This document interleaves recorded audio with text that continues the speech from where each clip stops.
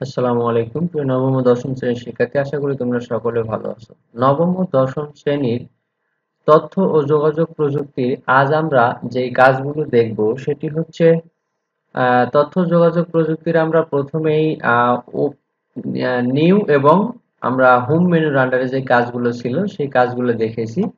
আজ আমরা দেখব ইনসার্টের বাটনের যে কাজগুলো রয়েছে সেই কাজগুলো কিভাবে করা যায় সে অংশটুকু আমরা দেখার চেষ্টা করব।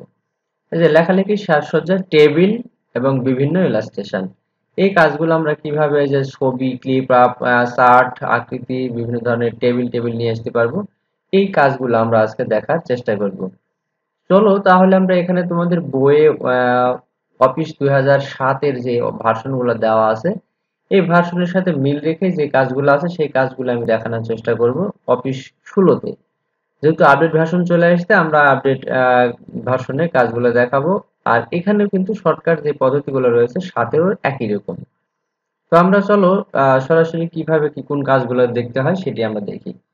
সেজন্য আমরা আগের টিউটোরিয়ালে দেখেছি যে কিভাবে একটা এমএস ওয়ার্ড ওপেন করতে হয়। সেই ওপেন করার পর ঠিক এরকম একটি যে লেখ কতদিন যা লিখেছিলাম সেই লেখাগুলো এখানে আছে। এখন আমরা এখানে প্রথমে যে কাজটি রয়েছে সেই কাজটি হচ্ছে কিভাবে টেবিল তৈরি করব। তো টেবিল তৈরি করার জন্য যে কাজটি আমাদের করতে হবে সেই কাজটি সরাসরি এখন আমরা দেখার চেষ্টা করি। তো দেখো, টেবিল করার জন্য প্রথমে আমাকে এই যে ফাইল হোম এর ডান পাশে ইনসার্ট আছে, ইনসার্টে ক্লিক করতে হবে। এই ইনসার্টে ক্লিক করার পর এখানে আমরা দেখতে পাবো যে এখানে লেখা আছে টেবিল। এখানে টেবিলে ক্লিক করব, করার পর দেখো এখানে কয়টা কলাম এবং কয়টা রো নিব, অর্থাৎ সারি কয়টা হবে এবং কয়টা কলাম হবে সেই অনুযায়ী কিন্তু আমরা এখান থেকে সর্বোচ্চ 10 গুণ 8 এই সারি এবং কলাম নিতে পারি। যদি এর চেয়ে বেশি প্রয়োজন হয় তাহলে আমরা ড্র করে নিতে পারি, অথবা এখানে ইনসার্ট টেবিলে যদি ক্লিক করি তাহলে দেখো এখানে আমার সাইজ দিয়ে দিচ্ছে কয়টা কলাম নিব, এখানে লিখে দিয়ে তুমি অসংখ্য কলাম এবং অসংখ্য রো নিতে পারো। একাধিক পেজে কিন্তু এটি চলে যাবে। এবং হাইট ওয়েট এখানে দেখো দেওয়া আছে অটো ফিট বিহেভিয়ার, অর্থাৎ তোমার যতটুকু লেখার প্রয়োজন ততটুকু কিন্তু এটি নিয়ে নিবে। তাহলে এখানে আমি সিলেক্ট করে দিলাম, মনে করো যে এখানে 6টা বা 7টা কলাম নিব এবং সারি নিব অনেকগুলা, 30টা সারি নিব। এখানে লিখে দিলাম, দেওয়ার পর এখানে ওকে করে দিলাম। দেখো এখানে কিন্তু সেই অনুযায়ী এখানে সারি কলাম চলে আসছে। তো কলাম এবং এখানে পরের একের পর এক সারি কিন্তু চলে আসছে, দেখো অনেকগুলা পেজে নিয়ে নিয়েছে। এভাবে আমরা একটি টেবিল ইনসার্ট করতে পারি এবং টেবিলের বিভিন্ন ডিজাইনও কিন্তু এখানে রয়েছে, এই ডিজাইনগুলো নিতে পারি। এবং টেবিলের ভিতর আরো টেবিল যোগও করা যাবে এবং বিয়োগ করা যায়। এটা গেল কিভাবে আমি টেবিল নিব সেই টেবিল। টেবিল এবং এর সাথে সারণী যোগ করা কিভাবে করব সেটি আমরা দেখা হয়ে গেল। এখন ইনসার্ট করার পর যদি তোমার এই টেবিলের ভিতর আবার একটু এই দুটো মিলে একটা করতে হয় তাহলে দুটাকে সিলেক্ট করতে হবে। সিলেক্ট করার পর আমরা যাব লেআউটে।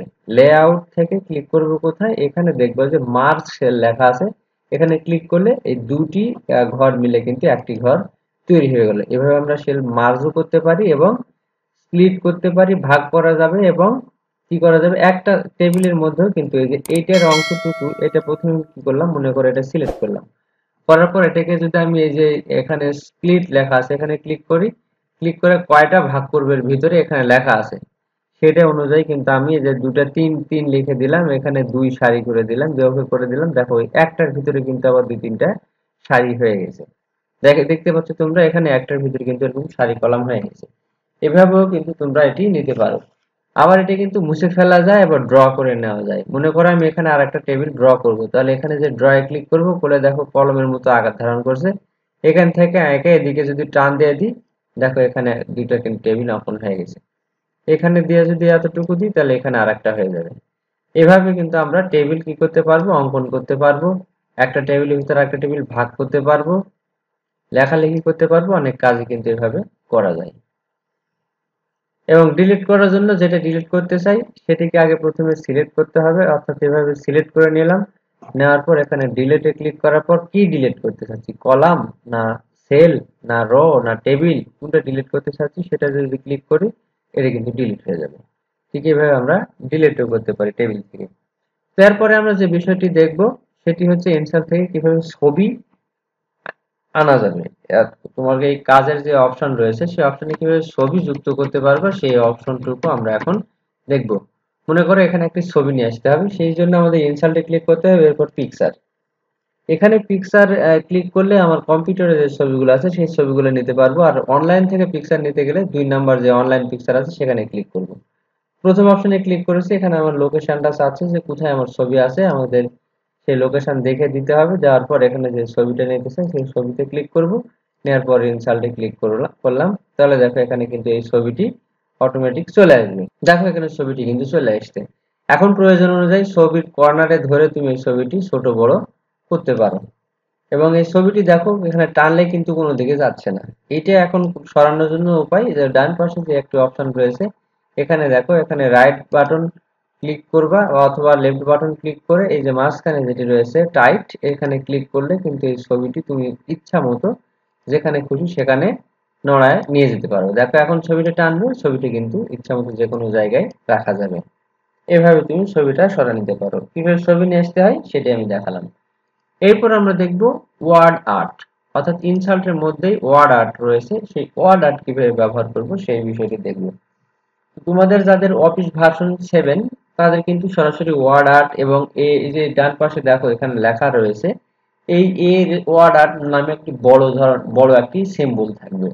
আর এই 16 ভার্সনে দেখো এখানে লেখা আছে ওয়ার্ড আর্ট। ওয়ার্ড আর্টের এখানে কিন্তু একটি ক্লিক করলাম, করার পর যে কোনো একটা আমার যেরকম শ্যাডো চাই না কিরকম চাই সেটা সিলেক্ট করতে হবে। আর তোমরা যারা 7 ব্যবহার করবে তাদের কিন্তু এরকম থাকবে না, তাদেরটা সরাসরি আঁকা বাঁকা বিভিন্ন ধরনের কোয়ালিটির লেখা থাকে।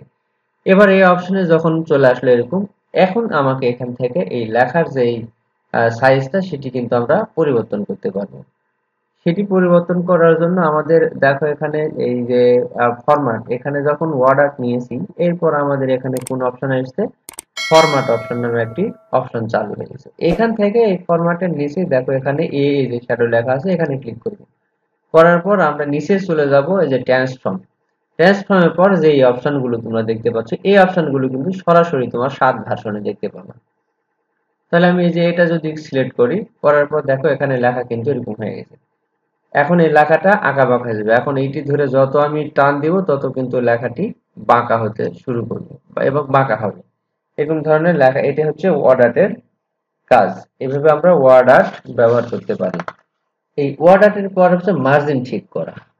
এরপরে যে কাজটি দেওয়া আছে সেটি হচ্ছে মার্জিন ঠিক করা। মার্জিন ঠিক করার জন্য আমাদের যেতে হবে কোথায়, মার্জিনের জন্য আমরা যাব লেআউটে।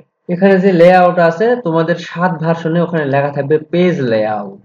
এটি একই কথা, লেআউট বা পেজ লেআউট দুটি জিনিসই এক।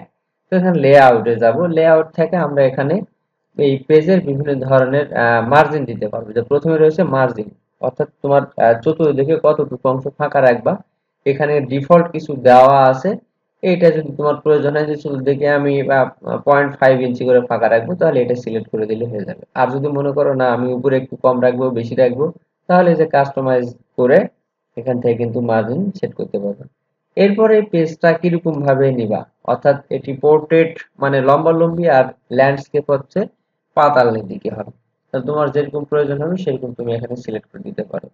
এরপর পেজের সাইজ, সাইজ কত নিবা এখান থেকে কিন্তু তুমি পেজের সাইজটাও সিলেক্ট করে দিতে পারো। দেখো এখানে বিভিন্ন ধরনের সাইজ রয়েছে, এটা লেটার গ্রেড সাইজ রয়েছে, তুমি A4 সাইজ নিতে চাও বা নিজস্ব কোনো যদি সাইজ থাকে সেটি কিন্তু এখানে কাস্টম এই যে মোর পেপার সাইজ থেকে নিতে পারো।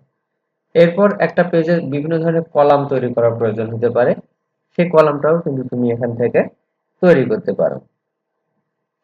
এই যে এখানে কলাম 1 2 3 কতগুলো কলাম নেবা সেই কলাম কিন্তু এখান থেকে সিলেক্ট করতে পারবে। 2 কলাম, 3 কলাম, এটা আবার বামে ছোট ডান পাশে বড়, এটা বামে বড় ডান পাশে ছোট, এবং মোর কলামে ক্লিক করলে আরো অনেক ধরনের কলাম তোমরা দেখতে পাবে। এভাবে তোমরা বিভিন্ন ধরনের কলাম সাইজ মানে পেজের যে সেটআপ রয়েছে সেই সেটআপটি এখান থেকে করে নিতে পারো।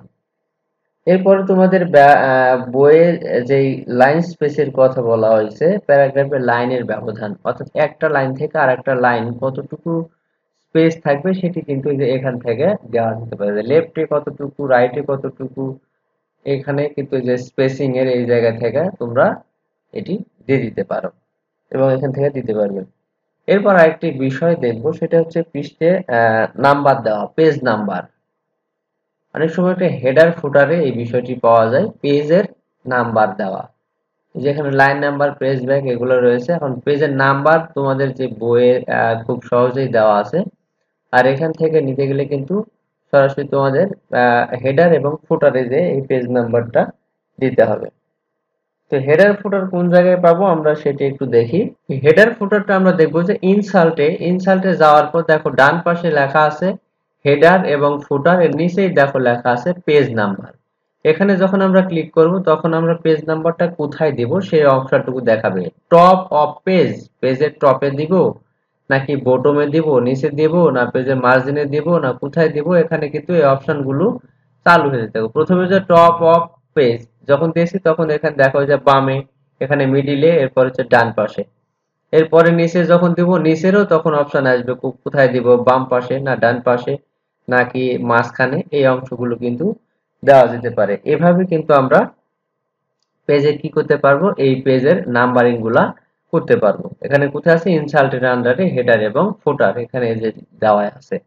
এরপর আরেকটি বিষয় দেখা আছে বানান পরীক্ষণ ও সংশোধন। সেটা বানান কিভাবে পরীক্ষণ করবে এবং সংশোধন করা যাবে সেটি দেওয়ার জন্য আমাদের এখানে বানান চেক করার জন্য যে অপশন রয়েছে ফাইন্ড এবং রিপ্লেস, এখানে দেখো হোমের আন্ডারে ডান পাশে ফাইন্ড, রিপ্লেস, সিলেক্ট এই অপশনগুলো থেকে কিন্তু আমরা বানানগুলো চেক করে নিতে পারি। মানে একটা বানান ভুল হয়েছে সেটা সঠিকভাবে এখান থেকে কিন্তু দেওয়া যায়। এইভাবে কিন্তু আমরা নির্ভুলভাবে কাজ এই এমএস ওয়ার্ডের মাধ্যমে করতে পারি। তো আমরা একটু বইয়ে যাই, বইয়ে যে বিষয়গুলো দেখলাম, দেখো টেবিল সারণী কিভাবে তৈরি করতে হয় সেটি দেখলাম, ছবি কিভাবে যোগ করতে হবে পেজে সেটি দেখেছি। এরপর ওয়ার্ড আর্টের ব্যবহারটা আমরা ওয়ার্ড আর্ট যোগ করা যায় কিভাবে সেটি দেখেছি। মার্জিন কিভাবে ঠিক করা যায় সেটিও দেখলাম, মার্জিন কিভাবে দেব কম বেশি করব সেটিও দেখলাম। এরপর আমরা পৃষ্ঠার নাম্বার দেওয়া, যে পেজে কিভাবে নাম্বার দিব, স্পেসিং কিভাবে দিব, এই বিষয়গুলো কিন্তু আমরা যে হেডার ফুটারে টপ বটম এই অংশটুকু কিন্তু আমরা দেখে ফেলেছি। এরপর আমাদের যে বানান পরীক্ষার যে বিষয়টি আছে সেটিও কিন্তু আমরা একবার দেখলাম, ভুল বানান শুদ্ধ বানান এগুলো কিন্তু দেখে দিয়েছি, কালার কিভাবে দেওয়া যায় সেটিও দেখেছি। তো আজ আমরা এই পর্যন্তই করব। সামনের টিউটোরিয়ালে আমরা স্প্রেডশিট এবং আমার হিসাব নিকাশ যেটি রয়েছে সেটি থেকে শুরু করার চেষ্টা করব। সে পর্যন্ত সবাই ভালো থাকো, সুস্থ থাকো, আল্লাহ হাফেজ।